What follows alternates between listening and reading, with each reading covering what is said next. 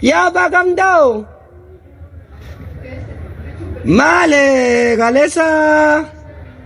Ima kora kanatti dubadenan. At kama tafarito ko dubatu walale. Walda ko jira jira ningara walda sanalti kagesa me. Ake fayyen nu fame anu du erga magala kana dufe. Uno gara kase mana gira. Jarani. Maliga wawa amadi bandang ko dufutti dafera kete bi amadesa waldan jalla tu waldan nagina isani zaita gurguru bishanga nafa gurguru jade timri to ko ratti de kasai gedan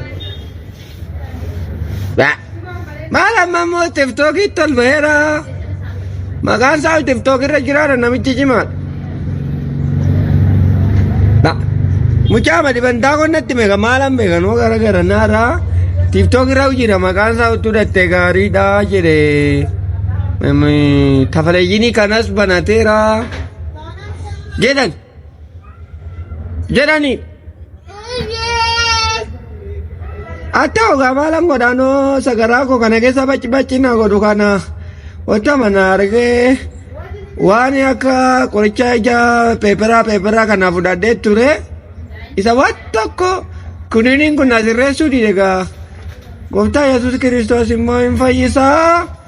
jedhani achi deemee otoo fayye maalta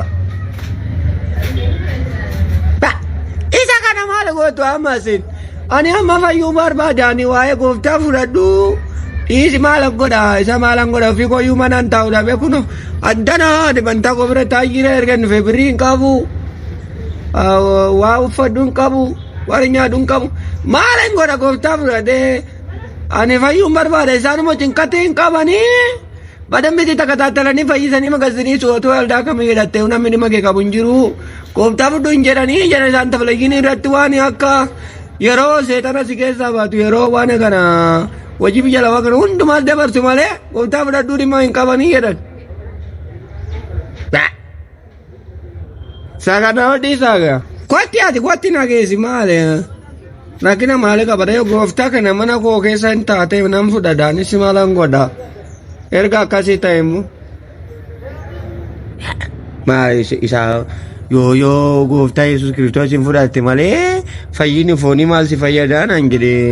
fayyina foonii maal goota foonni bordu'aa gooftaa Yesus Kiristoos hin fudhadhu isaanii imma isaanii ta'e geggeera isaanii mul'isu malee tajaajila gooftaa mul'isu hin beekan kanaafitti gooftaa sin fudhachiisanii ati garuu ati gooftaa fudhatte gaariidha naan jedhe isa kiristaanaa jedhan nama gooftaa. Adda ugaasa mokotta nagee samee dhagee gooftaa Yesus Kiristoos hin fudha maal hin godhalee waan biraa fudhachuu.